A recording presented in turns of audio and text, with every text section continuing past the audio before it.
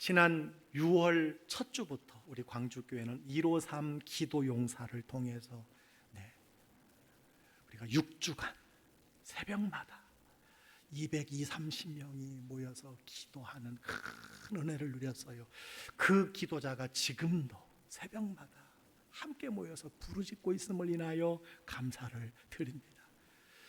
첫째 주간 뜨겁게 기도하는데 하나님께서 우리 성도들이 이런 영적 싸움의 전쟁터에 있음을 깨닫게 해주셨어요. 그래서 하나님이 깨닫게 해주시는 것은 저는 바로 설교로 연결을 합니다.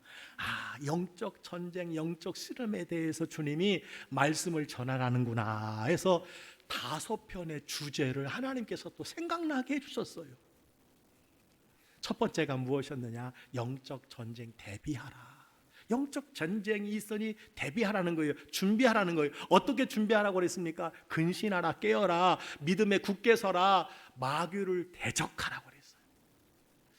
두 번째는 마귀의 관계에서 승리하라고 그랬어요. 마귀의 여러분 작전이 있어요. 마귀의 꾀가 있어요. 거기에 승리해야 된다고 그랬어요. 어떻게 승리하느냐? 성령의 권능으로 강건하라고 했어요. 그리고 전신갑주로 무장하라고 그랬어요. 구원의 투구, 의의 호심경, 진리의 허리띠, 평안의 복음의 신, 구원의 방패, 성령의 검으로 무장하라. 그리고 기도를 사용하라고 그랬어요. 예수 그리스도의 이름으로 명하노니 병만은 떠나갈지어다, 우울증은 떠나갈지어다, 부정의 영은 떠나갈지어다 선포하라고 했습니다. 이게 마귀의 관계에 승리하는 비결이라고 그랬어요. 세 번째는 마귀의 시험, 의심하지 말라고 그랬어요. 마귀가 계속해서 시험합니다. 그래서 의심케 합니다. 그래서 하나님을 멀어지게 합니다. 교회를 멀어지게 합니다. 예배를 멀어지게 합니다. 어떻게 예수님이 이겼었습니까? 말씀으로 이겼어요. 하나님의 약속의 말씀으로 이겼다고 그랬어요. 우리가 하나님의 말씀을 알아야 될 이유가 여기 있고, 영적 시험의 가장 강력한 무기가 하나님의 말씀이라고 배웠습니다. 마귀의 타협, 네 번째 시간이었어요. 마귀는요, 타협의 귀재입니다. 어떻게 하라고 그랬습니까? 단호하게 거부하라고 그랬어요. 거부해야 합니다. 그래서 이스라엘 백성들의 출애굽의 바로 왕을 우리가 비교해서 마귀의 타협이 있다고 그랬어요. 애들은 놓고 어른들만 예배드리러 가라. 그런 타협이 있습니다. 너무 멀리 가지 마. 예수 믿어. 그런데 너무 빠지지 마. 이거 마귀의 유혹이라고 그랬어요. 하나님을 믿되 예수를 믿되 물질은 다 놓고 가. 물질은 내버려둬. 네 몸만 가. 여러분, 이것이 마귀의 여러 가지 유혹이라고 하는 것을 우리가 함께 생각해 보았습니다. 마귀는 타협의 규제예요. 결국 우리로 하나님과 멀어지게 하는 겁니다. 믿음을 떠나게 하는 겁니다. 다시 마귀의 종노릇하게 만드는 것이 마귀의 여러분 타협이라고 그랬어요. 단호하게 거부하라고 그랬습니다. 오늘은 마지막 말씀이에요. 마귀의 유혹이 있어요. 그 유혹이 뭔 줄 아십니까? 죽음을 생각하지 마. 죽음의 죽음이에요. 죽음을 생각하지 말라는 거예요. 저는 시리즈 설교를 한 달 전에 다 준비해 놓고 계속해서 그 주간에 전할 말씀을 계속 묵상을 합니다. 오늘 말씀을 준비하는 지난 한 주간에 제가 휴가를 보내는데, 이번 휴가는 가족들을 좀 많이 만났어요. 가족들. 저희 형님이 평택에서 교편을 잡고 계시는데 63세의 은퇴입니다. 내년 여름에 은퇴해요.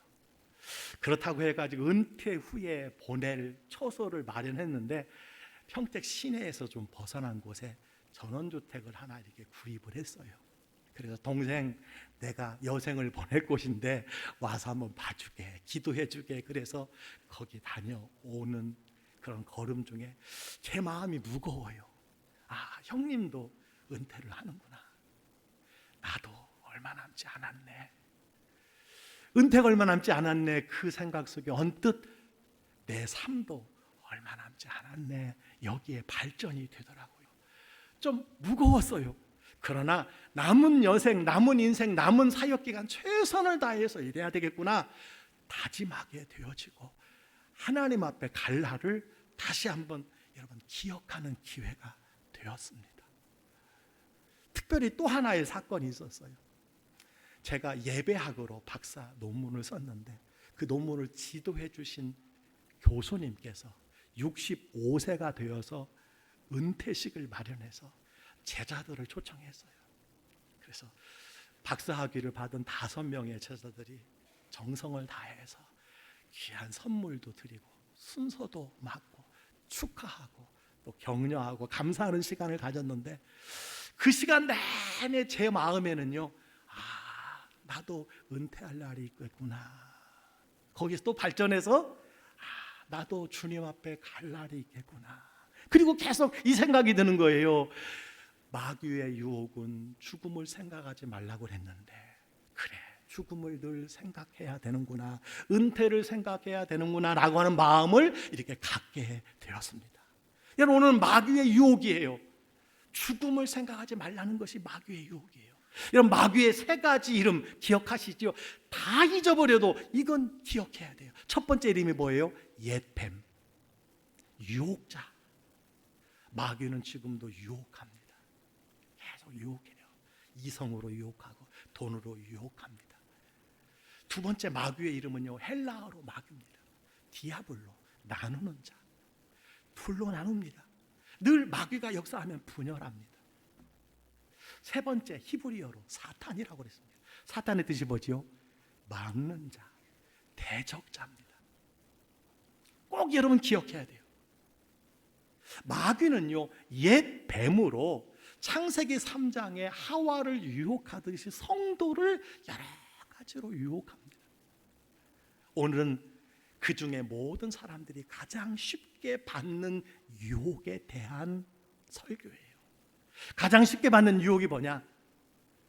죽음입니다. 이 자리에서 예배하시는 아마 젊은 분들은 아유, 오늘 설교는 나와 상관없다, 그렇게 생각하시는 분이 있으리라고 여깁니다. 그러나 누구에게나 다 마귀는 유혹한다는 사실을 기억하시길 바랍니다. 성도를 향한 마귀의 유혹이 무엇이에요? 죽음을 생각하지 못하게 하는 거예요. 죽음의 죽음이에요. 여러분, 이 시대에 대표적인 무신론자가 있는데 유발 하랄이라는 사람이 있습니다. 여러분 혹시 들어보셨습니까? 자신의 저서를 통해서 인류를 과거 인류와 미래 인류로 나눴는데, 과거 인류는 호모 사피엔스, 그리고 미래 인류는 호모 데우스로 구분을 합니다. 책이 2권이 나왔습니다. 과학 기술로 무장한 신인류인 호모 데우스는 현재 인류인 호모 사피엔스가 풀지 못한 문제를 풀어가기 시작하는데, 그 푸는 문제가 무엇이냐? 죽음의 문제를 풀 것이라고 그렇게 이야기를 합니다. 이 사람의 책이 전 세계에 큰 여러분 경각심을 일으켰어요. 반항을 일으켰습니다. 미래는 여러분 신의 영역이고 죽음과 노화는 하나님의 영역인데, 그것을 극복하는 대장정에 인류가 이제 나서게 되었다라고 그는 이야기합니다. 여러분, 그의 책 49쪽에 보니까 이렇게 이야기하고 있어요. 죽음과의 전쟁은 다가오는 시대의 주력 사람이 될 것이다. 즉 과거 인류인 호모 사피엔스에게는 죽느냐 사느냐가 문제였지만, 신인류인 호모 데우스에게는 죽느냐 죽지 않느냐가 문제가 될 것이라는 예견이었습니다. 여러분, 인류는 오랫동안 노화와 죽음을 극복하기 위한 많은 노력을 했고, 그것에 대한 성과를 지금 경험하고 있습니다. 그 중에 하나가 무엇일까요? 기대 수명과 건강 수명의 향상이라고 말할 수 있습니다. 1970년대 대한민국의 기대 수명이 몇 살인지 아십니까? 62.3세였어요. 기대 수명이에요. 내가 그때까지만 좀 사는 것이 소원이다. 그게 62.3세예요. 1980년대에는요 65세입니다. 이것이 2020년에는요 83.6세로 뛰어올라요. 일본, 호주에 이어서 3번째 기대 수명이 높은 나라가 대한민국이에요. 여러분, 기대 수명에서 질병과 장애를 가진 기간을 제외한 수명을 건강 수명이라고 이야기합니다. 기대 수명보다 더 중요한 것이 건강 수명이에요. 최근에 우리 어르신들을 만나고 기도하는 중에 이렇게 말씀하는 분이 계셔요. 목사님, 저 이렇게 병상에서 아파서 골골하느니 차라리 그냥 하나님께 빨리 갔으면 좋겠어요. 그렇게 말씀하는 분이 많이 있어요. 진짜 속마음이 그러신지는 모르겠지만 여러분, 건강하게 사시는 것이 중요하다는 것이 아닐까 이렇게 생각을 합니다. 2021년 세계보건기구의 보고에 의하면 한국인 남자 건강수명은요 71세예요. 71세 남자들 71세까지만 건강하게 살아간다는 게 평균입니다. 오늘 이 자리에 내가 71세가 넘었는데 예배 자리에 나오신 남자분들, 특히 우리 성도님들 감사하시기를 주의 이름으로 축원합니다. 여러분, 기대 수명보다 건강 수명이 더 중요하다고 말할 수 있어요. 근데 건강하게 살 수 있는 평균 나이가 76세라고 합니다. 여러분, 얼마나 남았습니까? 건강을 추구하는 것, 건강한 노년, 저는 신앙인의 소원이요, 기도 제목이요, 또 하나님의 뜻이라고 저는 생각을 합니다. 그런데요, 죽음까지 극복하자고 한다면 신앙인은 이를 어떻게 보아야 할까요? 죽음을 극복한다는 것은요, 죽음을 생각하지 말라는 마귀의 유혹이라고 말할 수 있습니다. 죽음을 생각하지 말라. 현대인은 점점 죽음을 잊어가려고 합니다. 그래서 아까 말한 유발 하라리는 이것을 죽음의 최후라고 그렇게 표현을 했습니다. 사랑의 반대가 미움이 아니라 무관심이고, 삶의 반대는 죽음이 아니라 죽음에 대한 무관심이라고 말할 수 있습니다. 악한 마귀의 유혹은요, 죽음은 극복할 수 있다는 이 시대의 최고의 희망 고문을 던지고 있다는 거예요. 그래서 죽음을 생각하지 말라, 죽음 생각하지 마, 이것을 세상의 문화로 이끌어가고 있다는 사실입니다. 이것이 성도를 유혹하고 있다는 거예요. 여러분, 그러나 성경은 우리에게 말씀합니다. 우리는 죽음 앞에 선 존재라는 거예요. 이 땅은 나그네예요. 잠시예요. 영원한 하나님 나라가 본향이 있다고 성경은 거듭거듭 우리에게 말씀해 주고 있습니다. 그 말씀이 오늘 우리가 읽은 히브리서 여러분 9장 27절이에요. 한 번 죽는 것은 사람에게 정해진 것이요, 그 후에는 심판이 있으리. 그렇습니다. 삶이 흔들리고 있다면 자신의 장례식을 상상해 보라는 명언이 있어요. 죽음을 기억해 본다면, 내 장례식을 기억해 본다면 더 의미 있게 살 수 있지 않을까요? 더 다른 사람의 모습으로 살 수 있는 것은 아닐까요? 여러분, 이 세상에 가장 확실한 하나의 진리가 있습니다. 그것이 무엇입니까? 모든 사람은 죽는다는 것입니다. 죽음 앞에 서면 허울을 벗고 비로소 자신과 자신을 둘러싼 관계들의 진실을 발견하게 된다는 거예요. 그래서 유명한 톨스토이는 평생 죽음을 사색하였기 때문에 그는 유명한 소설을 쓰는 소설가가 되었다는 말이 있습니다. 그는 삶과 죽음에 대한 글을 많이 썼는데요, 그 중에 하나가 이반 일리치의 죽음이라는 책이었어요. 1884년에 발표된 이 소설은요, 한 사람이 죽음에 이르는 과정을 보여주면서 사람이 죽음 앞에서 겪는 심리적 갈등의 과정을 세심하게 서술을 합니다. 이 주인공 이반 일리치는 죽음을 앞두고 깨달아요. 나도 죽을 수 있다니. 경악합니다. 지금까지 많은 사람들이 죽어가는 소식을, 죽어가는 모습을 보았는데 나도 죽을 수 있다니, 여기에 경악을 하는 거예요. 우리는 어떠한지요? 우리는 학교에서 3단 논법을 배웠습니다. 모든 사람은 죽는다. 소크라테스는 사람이다. 그러므로 소크라테스는 죽는다는 것이었습니다. 하지만 그것이 나에게 해당될 때는 나도 죽는다는 것은 의식하지 못한 채 살아간다는 거예요. 이 땅에서 영원히 살 것만 같이 생각하고 살아간다는 거예요. 이것이 저와 여러분의 어리석음이라고 성경은 말씀해 주고 있고, 이것은 마귀의 유혹이라고 말씀해 주고 있습니다. 그렇습니다. 죽음을 진지하게 생각해 보는 일은 인생의 새로운 지평을 열어준다고 생각합니다. 죽음을 직시하기 전에는 결코 알지 못했던 삶의 소중함이 보이기 시작하기 때문입니다.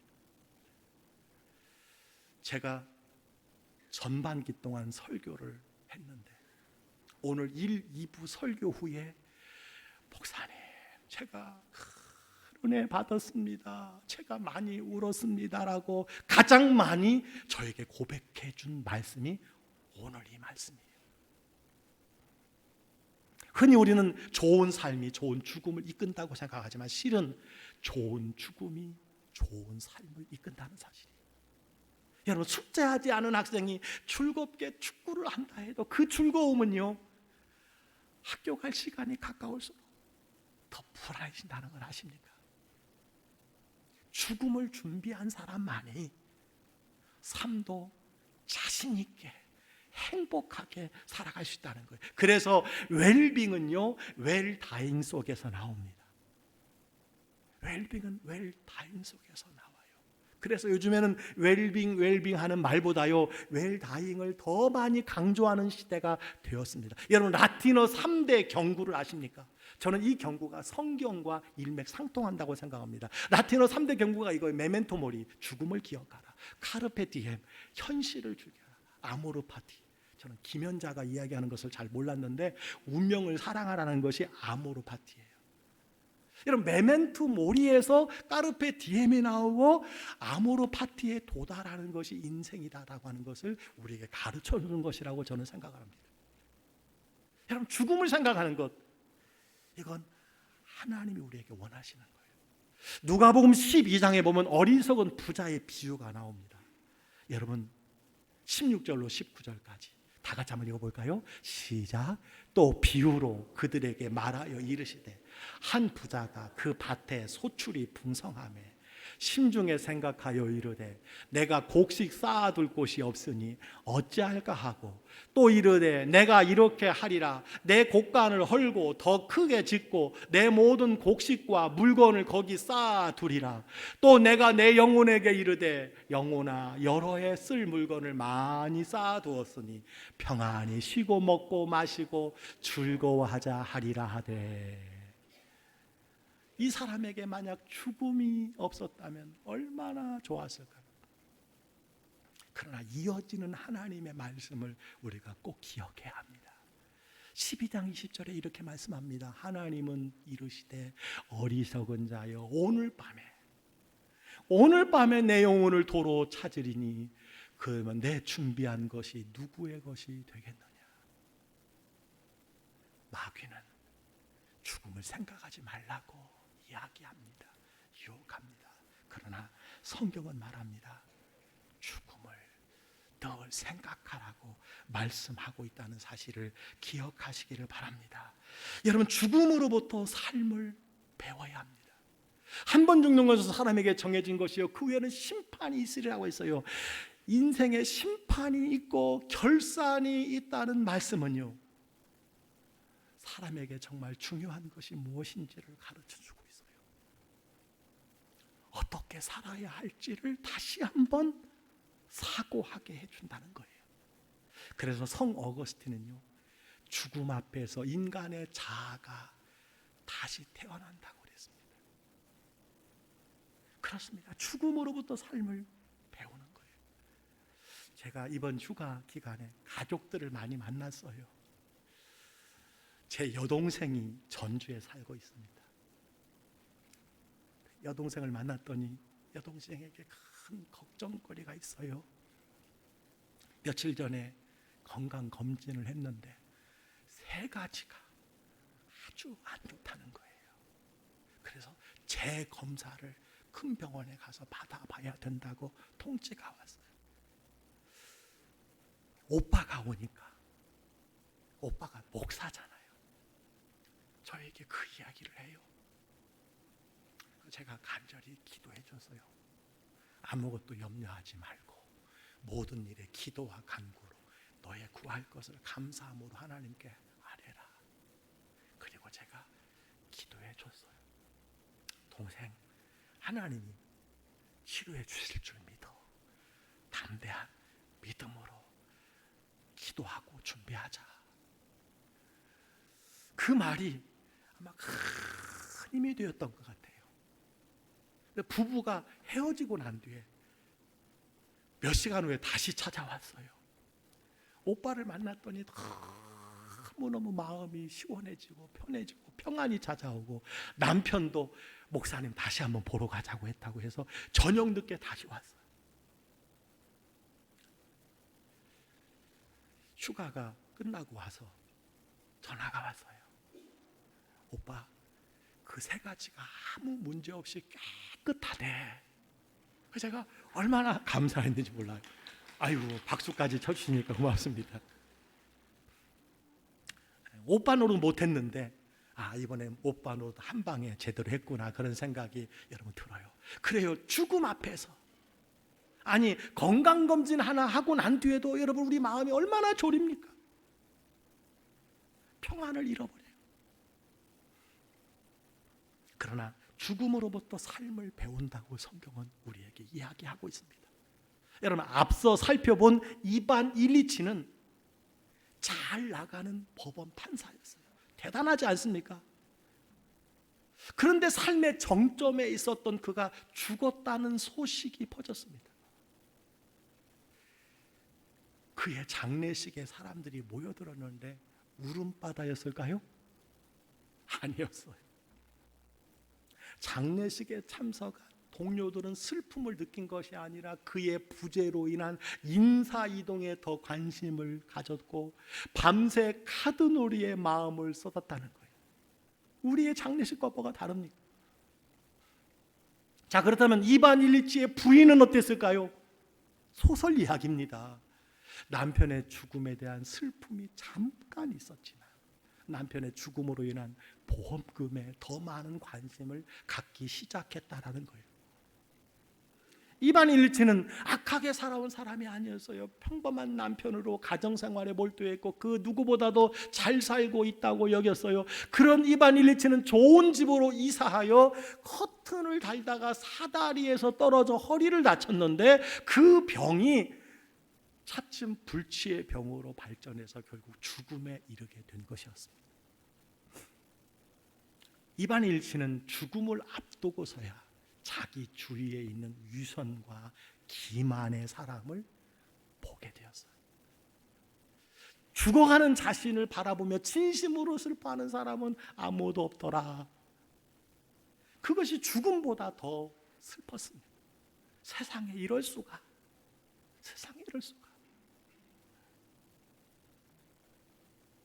저는 중학교 3학년 때 고교 입시를 보는 날에 나는 잔뜩 긴장했는데 세상은 아무런 일 없이 생활하는 것에 저는 깜짝 놀랐어요. 중학교 3학년 때. 여러분, 죽음보다 더 슬픈 것은 내가 죽었을 때 아무도 그 죽음에 반응하지 않더라는 거예요. 내가 잘못 산 것도 아니고 특별히 탐욕적으로 산 것도 아니고 비도덕적으로 산 것도 아닌데, 그러나 아내와 동료의 현실적이며 메마른 모습을 보고 그들의 모습이 자기 자신의 모습이었음을 깨닫게 되고 자신의 삶을 비로소 돌아보게 되었다는 거예요. 그렇습니다. 죽음은 우리에게 새로운 삶을 배우게 한다는 것입니다. 25년간 환자들을 간호한 호스피스 의사인 카렌 와이어트라는 사람이 일주일이 남았다면이라는 책을 썼어요. 내 삶에 일주일이 남았다면. 거기에 여러 가지 소망이 나옵니다. 일주일만 세상에 더 살 수 있다면 첫째 날은 죽을 만큼 마음껏 사랑하리라. 둘째 날은 타인과 나 자신을 용서하리라. 셋째 날은 오늘 지금 이 순간의 행복을 만끽하리라. 넷째 날은 마음을 열고 포용하리라. 다섯째 날은 가슴 뛰는 열정으로 가득 채우리라.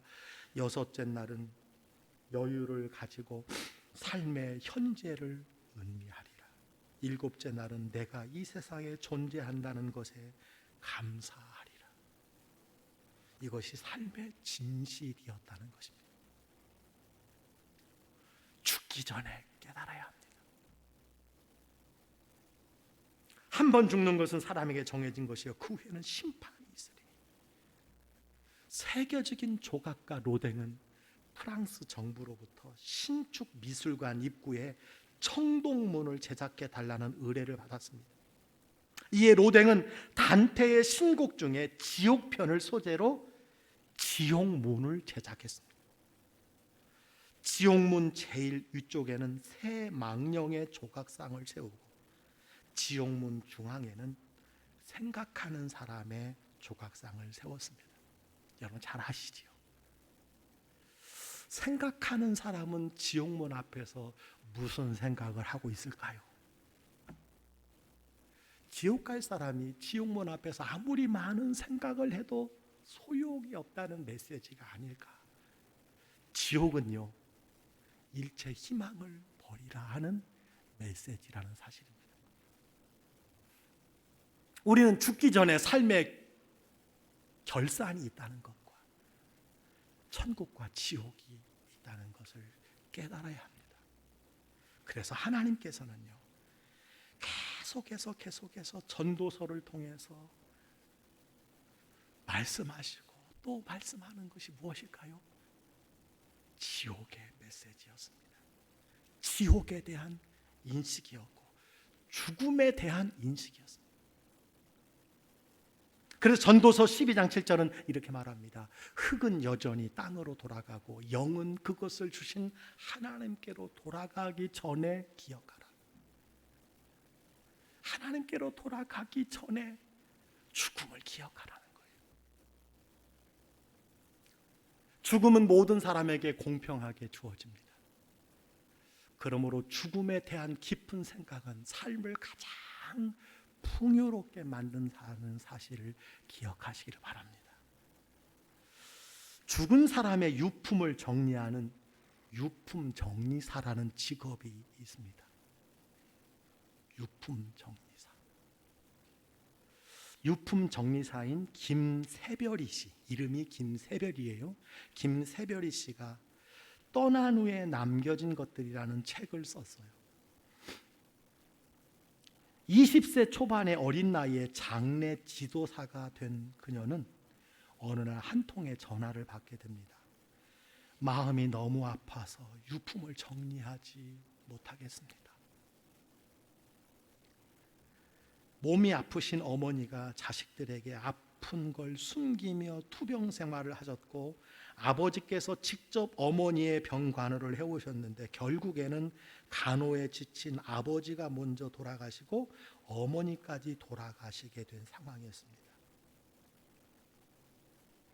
자식이 부모를 잘 찾지 않았다는 것이지요. 자식들이 어머니의 유품을 정리하려는데 너무 마음이 아파서 정리를 못하겠다라고 연락이 온 거예요.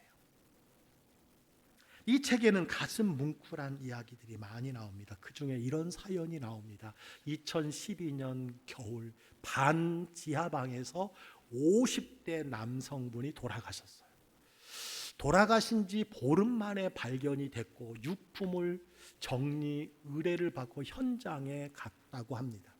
유품을 정리하는 도중에 손바닥만한 노트 하나를 발견했는데 거기에는 고인이 죽기 전에 적어놓은 10가지 할 일이 있었다고 합니다.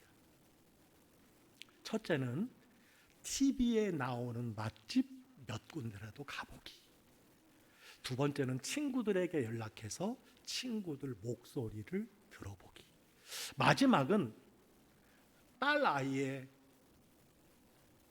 그 모습을 눈과 마음 속에 담아두기라고 이렇게 기록이 되어 있었다고 합니다.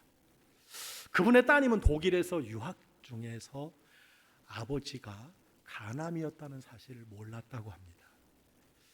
아버지는 딸을 생각해서 학업에 방해가 될까 봐서 전화 통화할 때마다 공부 열심히 해서 행복하게 살아야 된다라고 하는 말만 했을 뿐입니다. 아버지는 딸 아이를 눈과 가슴에 담으며 죽었다라고 이렇게 그 글에 표현해 놓았습니다. 고인의 유품을 정리하다 보면 외로운 죽음에는 공통점이 있다고 합니다. 가족이나 이웃과 단절된 채 살아가는 분들이라고 합니다. 그분들이 남긴 사진이나 쪽지에는 가족을 향한, 자녀들을 향한 그리움이 가득 담겨져 있다는 거예요. 제가 왜 이렇게 눈물이 나는지 모르겠어요.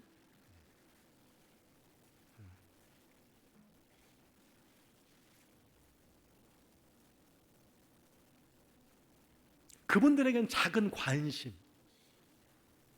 따뜻한 말 한마디를 해줄 사람이 꼭 필요했더라 하는 거예요. 그래서 이 김새별이 씨는 일을 마치고 돌아오는 길에는 항상 아버지에게 전화를 자주 한다고 합니다. 제 딸이 여기 오케스트라에 있는데 잘 기억했으면 좋겠습니다. 죽음을 본 사람은 현재의 삶을 더욱 진지하게 바라보게 됩니다. 저는 은퇴하는 형과 교수님을 바라보면서 저의 10년 후의 은퇴를 생각해 보았고, 더 한 걸음 나아가 죽음에 대해서도 다시 깊이 생각해 보았습니다. 자신에게도 죽음이 임한다는 것을 진실로 깨달을 수만 있다면 여러분, 지금처럼 살아가시겠습니까? 지금처럼 살아가시겠어요? 더 감사하며, 더 사랑하며, 더 용서하며, 더 너그럽게 살지 않겠습니까? 여러분, 죽음은 가장 확실하면서도 우리가 피할 수 없는 팩트의 기정사실입니다. 그런데 대부분의 사람들은 이 분명한 사실에 대해서 인식하기를 싫어합니다. 반면에 우리는 아직 발생 여부가 불확실하지만 기꺼이 각종 보험에 가입합니다. 보험에 드는 것을 불쾌하게 생각하는 사람은 아무도 없습니다. 그런데 100% 가장 확실한 죽음에 대해서는 어떤 준비도 하지 않더라는 거예요. 그 많은 부고 문자를 보고 그 많은 장례식을 다녀도 그 일이 내 일이 될 것이라고 하는 것을 생각하지 못하고 살아갔다는 거예요. 여러분은 준비하고 있습니까? 어떻게 준비하고 있습니까?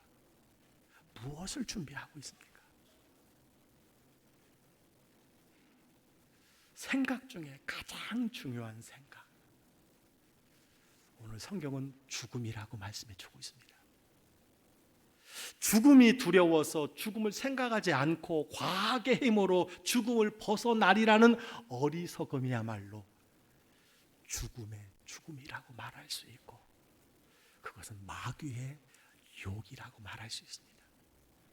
현대는 죽음을 죽이려는 문화, 죽음을 인식하지 못하게 하는 문화 속에 깊이 우리를 빠져 들어가게 합니다. 그러나 성경은 죽음의 날이 임박하기 전에 창조주를 기억하라고 했습니다. 죽음의 날을 기억하며 살라고 말씀해 주고 있습니다. 여러분, 시편 기자는 우리에게 우리 날 계수함을 가르치사 지혜로운 마음을 얻게 해달라고 기도했어요. 오늘 찬양 중에 때에 저물어서 날이 어두니, 얼마나 이게 은혜로운 찬양인지 몰라요. 때에 저물어 날이 어두워지면 아버지 집으로 돌아갈 것을 생각하는 삶. 여러분, 죽음을 생각하지 말라는 마귀의 욕을 이기는 삶이라고 저는 생각을 합니다. 제가 좋아하는 구절이 하나 있습니다. 바로 이거예요. 최악을 대비하지 않는 사람은 앉아서 최악을 기다리는 사람이다. 죽음을 준비하지 않는 사람은 가만히 죽음을 당하는 사람이다. 죽음을 두려워하는 사람들이 반드시 해야 할 일이 있습니다. 가장 확실한 죽음, 누구도 피할 수 없는 죽음을 준비하는 것. 가장 중요한 죽음의 준비 한 가지 무엇입니까? 예수님을 구세주와 주님으로 영접하는 것입니다. 고린도후서 5장 1절은 말합니다. 만일 땅에 있는 우리의 장막집이 무너지면 하나님께서 지으신 집 곧 손으로 지은 것이 아니요 하늘에 있는 영원한 집이 우리에게 있는 줄 아느니라. 사랑하는 성도님, 우리는 언젠가 이 세상을 떠나게 될 겁니다. 하나님 나라가 있습니다. 영원한 집이 있습니다. 이 천국의 소망으로 모든 죽음의 두려움을 이기고 죽음을 생각하지 말라는 마귀의 유혹을 이기며 믿음 안에서 충성되이 살아가는 모든 성도님들이 다 되시기를 주의 이름으로 축복합니다.